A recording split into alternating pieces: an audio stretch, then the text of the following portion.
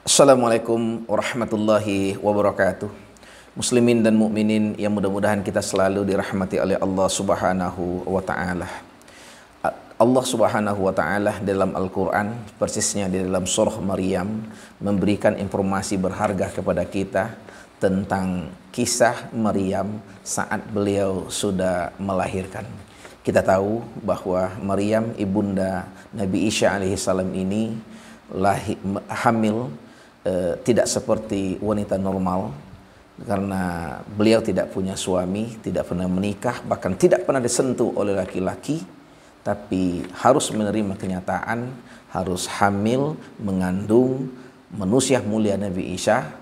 Dan ini menjadi sasaran empuk bagi orang di zamannya yang berhati busuk, yang membencinya, untuk menyampaikan berbagai macam tuduhan-tuduhan, fitnah-fitnah, bahwa beliau adalah wanita nakal, wanita busuk, wanita pezina, dan berbagai kalimat-kalimat teror mental lainnya.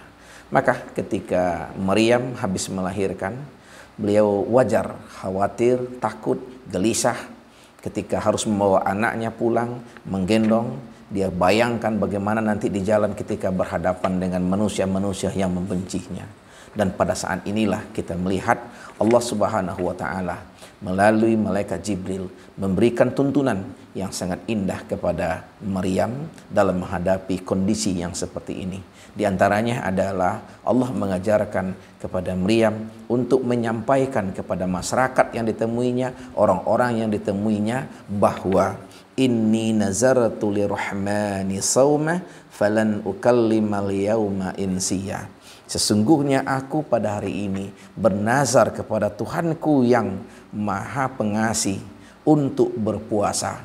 Bentuk puasanya adalah falan ukallimal yauma insiya. Aku tidak akan berbicara dengan manusia, satu orang pun manusia pada hari ini. Disinilah menariknya kita melihat bahwa Allah menuntun Maryam menghadapi cercaan, hinaan dengan puasa bicara. Tidak langsung merespon, tidak langsung membalas hinaan orang itu. Karena kita tahu pasti pada waktu itu Maryam mendapat kata-kata yang tidak enak didengar. Kalimat Maryam adalah pelacur, Maryam adalah pezina, Maryam adalah wanita jahat. Itu mungkin saja keluar dari mulut-mulut orang yang membencinya. Tapi Allah mengajari Maryam, jangan direspon apapun kalimat-kalimat jelek yang keluar dari musuh-musuh, mulut-mulut orang yang sedang membenci dan berarti busuk seperti itu. Diamkan saja dulu, cari waktu yang terbaik untuk menghadapi masalah ini. Dan ternyata ini benar. Ketika Maryam mengikuti Allah Subhanahu wa taala, Allah memberikan solusi yang terbaik pada Maryam, bahwa bukan Maryam yang menyampaikan kepada masyarakat pada waktu itu bahwa dia tidak bersalah, tapi di luar dugaan justru mukjizat datang. Anak kecil Nabi Isa alaihissalam yang masih bayi itu yang justru berbicara kepada orang-orang yang ditemui oleh Maryam bahwa ibunya bukanlah wanita jahat, ibunya bukanlah pezina, ibunya bukanlah orang yang seperti dituduhkan oleh masyarakat pada waktu itu. Ini dapat kita ambil pelajaran berharga bagi kita sekarang ini. Terkadang tanpa kita duga, tiba-tiba nama baik kita dicemarkan, ada tuduhan kita melakukan kesalahan, ada tuduhan kita melakukan hal-hal yang sebenarnya kita tidak melakukannya. Maka langkah pertama yang bisa kita ambil seperti Maryam ini adalah jangan dulu meresponnya, jangan dulu cepat-cepat membalas hinaan, cacian orang dengan mencaci pula, tapi cooling down dulu. Dan sekarang kan bisa saja terjadi. Kadang-kadang nama baik kita di media sosial itu dicermati, dituduh melakukan hal yang seperti ini. Maka semakin kita merespon, maka semakin banyak tuduhan itu akan datang kepada kita. Dengan diam, biasanya orang akan capek dan cenderung hal itu, isu itu akan berlalu dengan demikian saja. Tapi bukan berarti kita pasif. Kita perlu tabayun, kita perlu menyampaikan yang sebenarnya, tapi hanya kepada orang-orang yang akan menerima secara jelas, menerima dengan jernih apa yang kita sampaikan.